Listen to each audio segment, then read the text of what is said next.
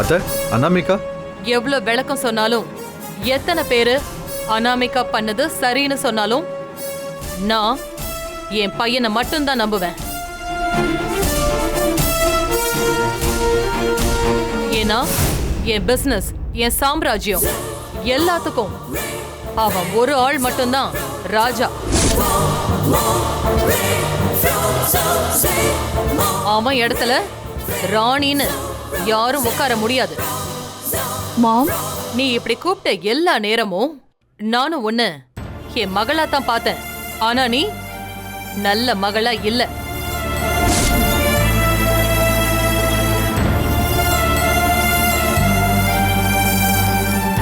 அபிய நம்ம கம்பெனிக்கு வர வைக்க நீ பண்ண எல்லா முயற்சியையும் பாதியிலேயே முடிக்காம விட்டுட்ட.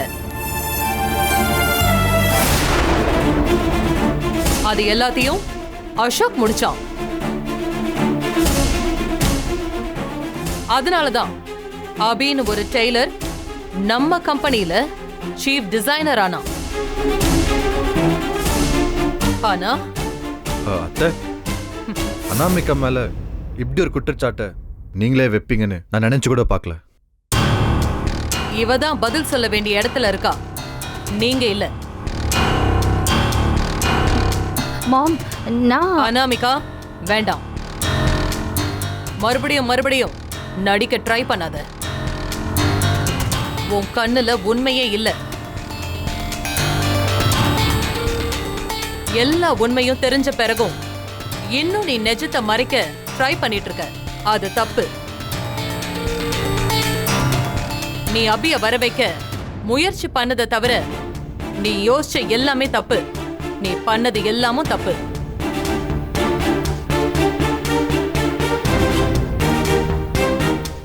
உங்க அப்பாவுக்கும் அபிக்கும் பெரிய வித்தியாசம் ஒண்ணும் இல்ல.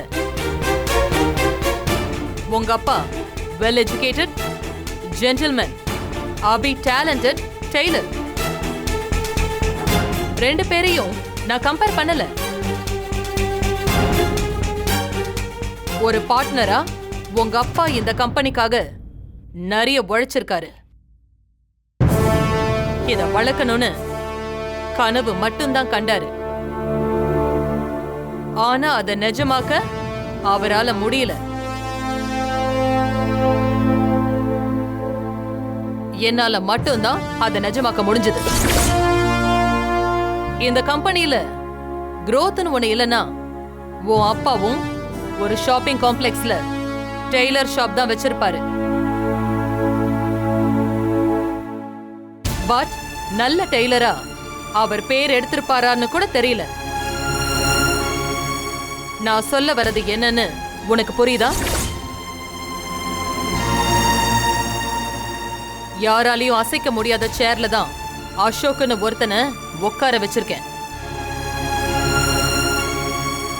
அசைக்க முயற்சி பண்ண ஒன்ன என் பொண்ணுங்கிறதுனாலதான் மன்னிச்சு விடுறேன்.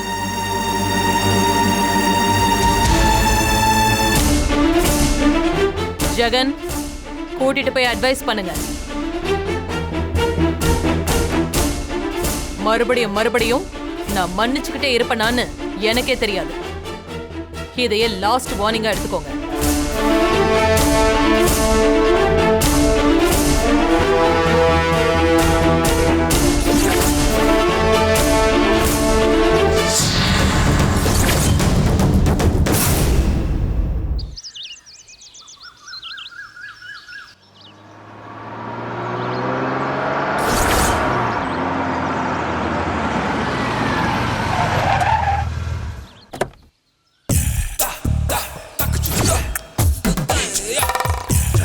வாங்க மாப்பிள்ள.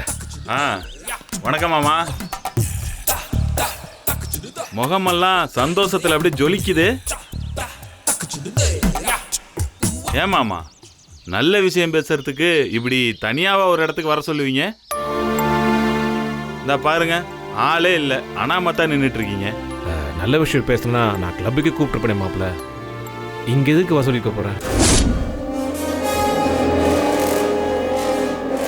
அப்போ முடியாதுன்னு மூஞ்சில் அடிச்ச மாதிரி சொல்லதான் கூப்பிட்டீங்களா? ஐயோ, அப்படிலாம் இல்லை மாப்பிள்ள. அப்போ சுத்தி வளைச்ச மாதிரி சொல்ல போறீங்க அப்படிதானே? மாப்பிள்ள, நான் எப்பவுமே ஒளிவு மறைவு இல்லாமல் பேசுகிறவன், அது உங்களுக்கே தெரியும். ஓ, ஒளிவு மறைவு இல்லாமல் பேசுகிறவர் தானே? அப்போ எதுவாக இருந்தாலும் மூஞ்சில் அடித்த மாதிரி சொல்லுங்க. எதுக்கு வாயில் வட சுடணும்?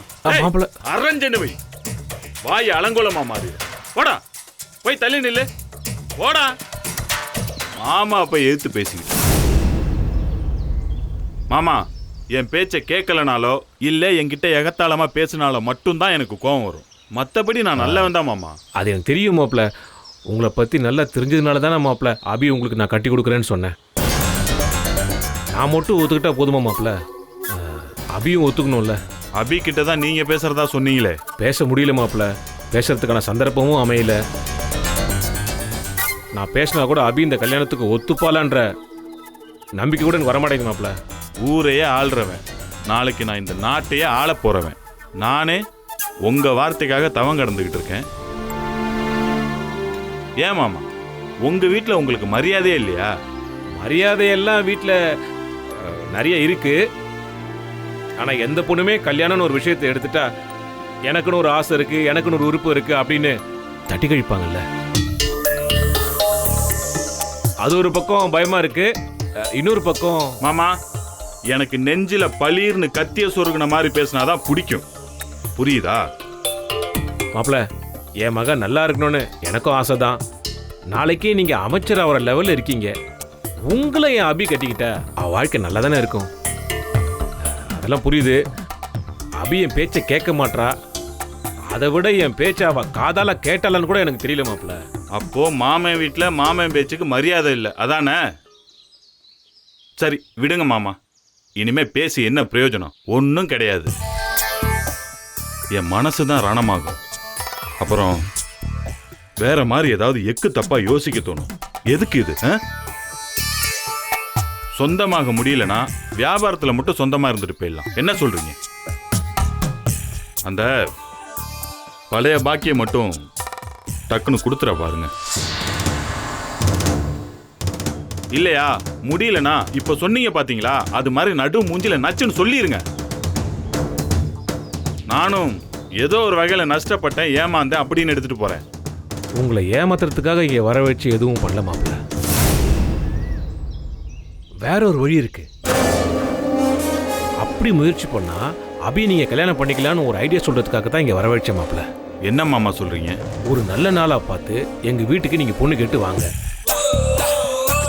ஒரு குடும்ப தலைவனா, ஒரு தகப்பனா, வீட்டுல யார் யாரை கல்யாணம் பண்ணோன்னு நான் தான் முடிவெடுப்பேன்.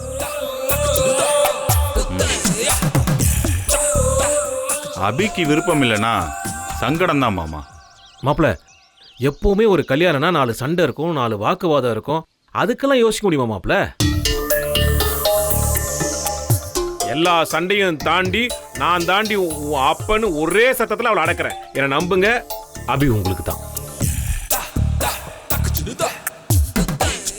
நம்புறேன் மாமா. அடுத்த வாரத்திலேயே ஒரு நல்ல நாளை பார்த்து உங்க வீட்டுக்கு நான் பொண்ணு கேட்டு வரேன். வாங்க மாப்பிள்ள. வர மாப்பிள்ள. வாங்க.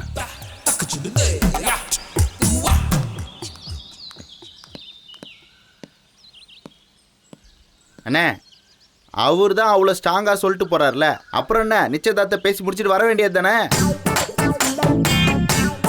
ஒட்டு கேட்டியா? ஒட்டு கேட்கணும்னு கேட்கல, அந்த பக்கத்தில் நிற்கும் போது நீங்கள் பேசினது அப்படியே காற்றுல வந்து காதில் விழுந்தது. இப்ப கேட்டதெல்லாம் தப்பு இல்ல. மறுபடி இன்னொரு நாள் காத்து வாக்குல உன் காதுல ஏதாவது விழுந்தா ஏன் தலையில கல் ஊந்துரும், அதானே?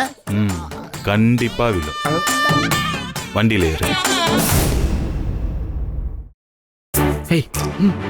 இப்போ கூட இந்தா கஞ்சம். அபி, நீ முன்ன மாதிரி இல்ல, ரொம்ப மாறிட்ட. அபி எப்பவும் ஒரே அபிதான். நீ மாறிட்டேங்கிறதுக்கு இதான் சாட்சி. எது? எப்பவும் பட்டு பட்டுன்னு சீர்ற பொண்ணு இப்ப வார்த்தையே இல்லாம இருக்க பார்த்தல. கா, என்னக்கா நீயும் லூசு மாதிரி பேசுற? அபி நல்லா நங்குன்னு நடுமுக்குல குத்துற மாதிரி தானே பேசுது. அபி எல்லாம் பழைய அபியா தான் இருக்குது. நீங்க தான் புதுசு புதுசா ஏதோ பேசிட்டு இருக்கீங்க. அவங்களுக்கு இதே வேலைதான். நீ விடு கணேசா. ஆமா அபி. யாருக்கு? எங்களுக்கு. ஆமா அதை தான் அபி சொல்லுச்சு. அது உனக்கு காதுல கேட்கல? டேய் சும்மா ரெண்டா. சும்மா தான் இருக்கேன். இது பழைய அபி இல்லைங்கிறதுக்கு எங்களால எவ்வளவு காரணம் வேணா சொல்ல முடியும். கன்னியாகுமரி கடலை மொத்தமா குடிச்சிட்டு வந்த மாதிரி இப்படி கம்மன் உட்கார்ந்துருக்கிற அபிய இதுக்கு முன்னாடி பாத்திருக்கியா? என்னது அபி கடலை குடிச்சிருக்கா? ஆமா கணேசா. ஆத்தி. அக்கா மனசுக்குள்ள அப்பப்ப அலையடிக்கிறப்பெல்லாம் பெருமூச்சா வெளில வருது பாரு. ஆமா தானோ? ஏன்? அதெல்லாம் ஒண்ணும் இல்ல கணேசா. பாத்தியா, பழைய அபியா இருந்துச்சுன்னா இந்நேரம் கோபம் உச்சந்தலைக்கு ஏறி இருக்கும், பிராணாயாமம் பண்ணிருக்கோம். ஆமாக்கா, அதுவுமே பண்ணாம இருக்கு அபி. கணேசா, நம்ம கடையில வேலை செய்யறப்போ என்ன நடக்குது? ஏன் லேட்டா வேலை பாக்குறீங்க? நிமிஷத்துக்கு ஒரு தடவை ஃபோன் பண்ணிட்டே இருக்கோம்ல, இப்ப ஏன் அப்படி பண்றது இல்ல? தனோ வேண்டாம். பாத்தியா முன்னெல்லாம் அபியக்கா கோவப்பட்டா கண்ணுல என்ன தெரியும்? அது சும்மா நெருப்பு தெரிக்குமே. ஆனா இப்ப என்ன தெரியுது? கண்ணு கலர் கலரா சீரியல் பல்பு போட்ட மாதிரி மின்னுது பாத்தியா? ஆமாக்கா. அபி, இது ஏதோ பெரிய வியாதி மாதிரி இருக்கு. வா உடனே போய் நம்ம டாக்டரை பாத்தரலாம். டேய், இந்த வியாதிக்கெல்லாம் டாக்டரை பார்த்து ஒண்ணும் ஆக போறதில்ல. வேற வைத்தியம் தான் சரியா வரும். வேற என்ன வைத்தியம்? அக்கா பாத்தியா கோவத்துக்கு பின்னாடி கூட ஒரு சிரிப்பு ஒளிஞ்சிருக்கு. அட ஆமா தானோ? டேய் போட வெளியே. ஆமா, எங்க போக சொல்ற? அரவிந்த் ஆட்டோக்கு காசு இல்லாம வழியில நிக்கறானா. நீ நம்ம கம்பெனிக்கார எடுத்துட்டு போய் அவனை கூட்டிட்டு வா. ஆட்டோவுக்கு காசு இல்லைன்னா அபி கிட்ட வந்து கேட்டா அபி தர போகுது. டேய் போடான்னு சொல்றல, கிளம்பி போ. போடா. போறேன். இதையாவது குடு. பேபி என்ன பண்ணிட்டு இருக்க? ட்ரெஸ் பேக் பண்ணிட்டு இருக்கேன். நீங்களும் உங்க துணியை பேக் பண்ணுங்க, கிளம்பலாம். கிளம்புறோமா? எங்க? எங்கேயோ, இனிமே இங்க இருக்க முடியாது. ஏன்?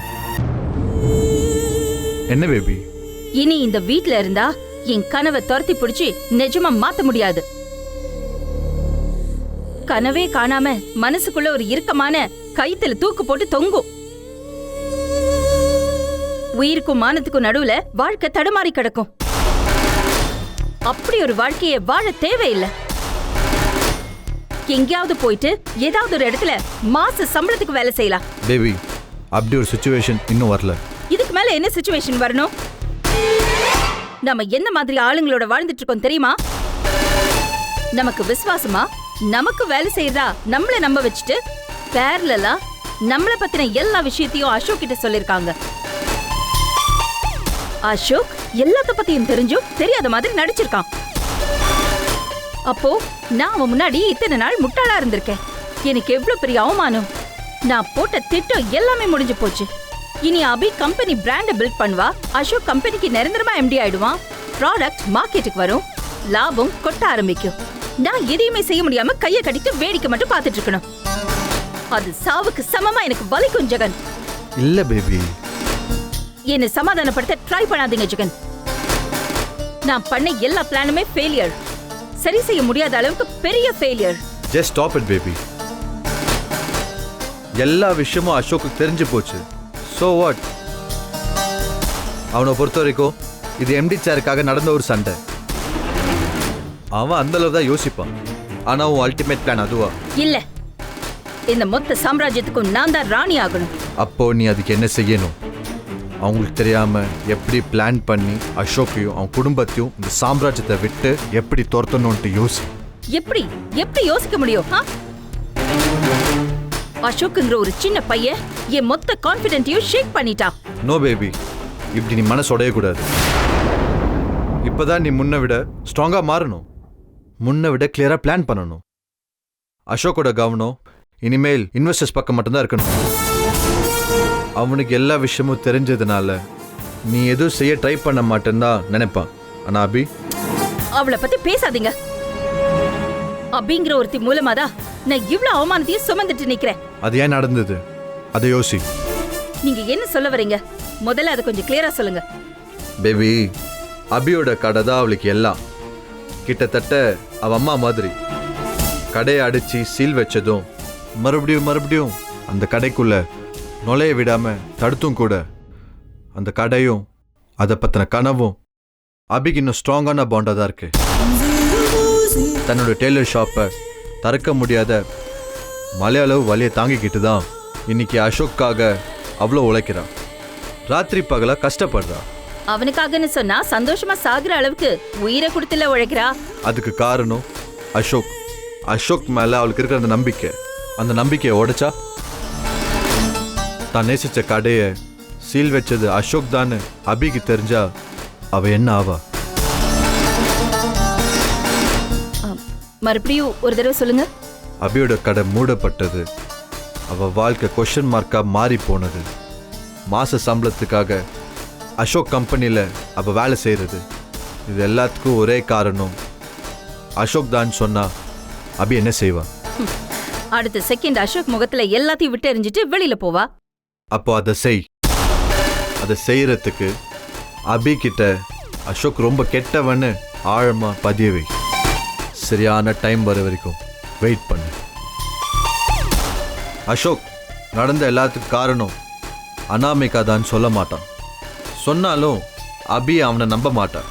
ஏன்னா அசோக் மேல அவ வச்சிருந்த எல்லா நம்பிக்கையும் அப்ப நொறுங்கி போயிருக்கும். ஸோ அசோக் என்ன பேசினாலும் அபி கிட்ட அவன் மேல மறுபடியும் நம்பிக்கை வரவே வராது. புரியுது. இப்ப நீ செய்ய வேண்டியது ஒன்னே ஒண்ணுதான். அமைதியா கை கட்டி நடக்கிற எல்லாத்தையும் வேடிக்கை பார்க்கறது. அபியோட டிசைன்ஸ் எல்லாம் மார்க்கெட்டுக்கு வரட்டும். கம்பெனியோட growth நல்ல நிலைமைக்கு வரட்டும்.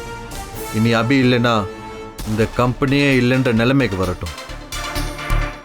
அப்போ நீ அபி கிட்ட பேசு. மொத்த கம்பெனியும் அபி இல்லாம தடுமாறி நல்லா குலைஞ்சு போகட்டும். அந்த நிமிஷத்துல இருந்து இந்த மொத்த சாம்ராஜ்யமும் உன்னை தேடி வந்து உன் காலடியில் நிற்கும்.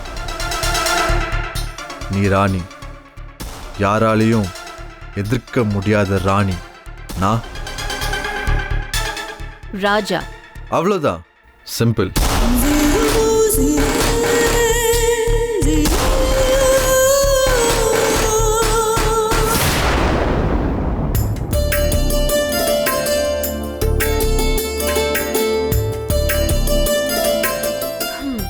எதுக்கு கணேசனை அனுப்புனீங்க? நீங்க 2 பேரும் ஏதோ தேவையில்லாம கற்பனை பண்ணிட்டு என்ன டார்ச்சர் பண்றீங்க? நாங்க டார்ச்சர் பண்ணா உனக்கு கோவம் தானே வரணும். எதுக்கு வெக்கம் வருது?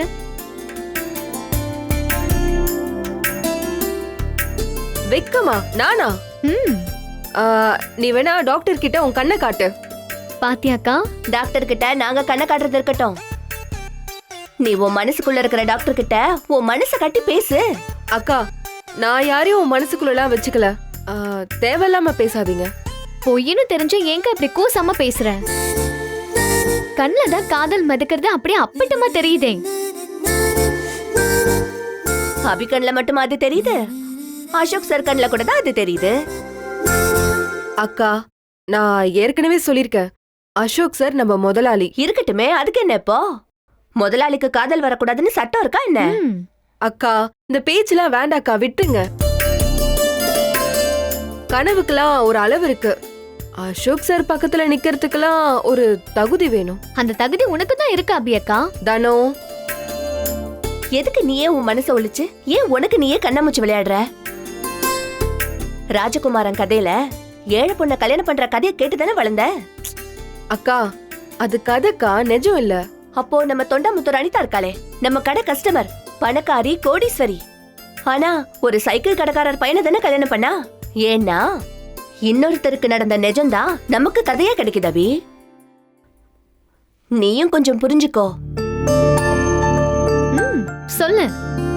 ஐயோ சாமிங்களா, விட்டா நீங்க 2 பேரும் என்ன குழப்பி நீங்க சொல்றதா நிஜம்னு என்ன நம்ப வச்சிருவீங்க. என்ன ஆள விடுங்க. அப்படியெல்லாம் விட முடியாது. சின்ன வயசுல இருந்தே கஷ்டத்தை மட்டுமே பார்த்து வளர்ந்தவ நீ. உன் வாழ்க்கையில இனிமே நீ கஷ்டம்ன்ற வார்த்தை கூட கேட்க கூடாதுன்னு தான் அந்த கடவுள் அசோக் சார உன்னை தேடி வர வச்சிருக்காரு. நீ ஏன் ஒதுங்கி போக நினைக்கிற? அக்கா, கனவு நிஜமாகலனா வாழ்க்கை ரணமாயிடும்க்கா. அதான் நம்ம எல்லைக்குள்ள நாம நிக்கிறதா நல்லது. அபியக்கா, இதெல்லாம் தேவையில்லாத பயம். தேவையான பயம்தான் தனு. இன்னொருத்தரோட வாழ்க்கைக்குள்ள நாம நுழைய முயற்சி பண்ணக்கூடாது. அது 2 பேருக்குமே பிரச்சனை. நான் விலகி நிக்கிறது தான் சரி. நீ விலகி போனாலும் அசோக் சார் உன்னை விட மாட்டாரு. நீ வேணா பாரு, இன்னும் 10 நிமிஷத்துல அசோக் சார் கிட்ட இருந்து உனக்கு கால் வரும்.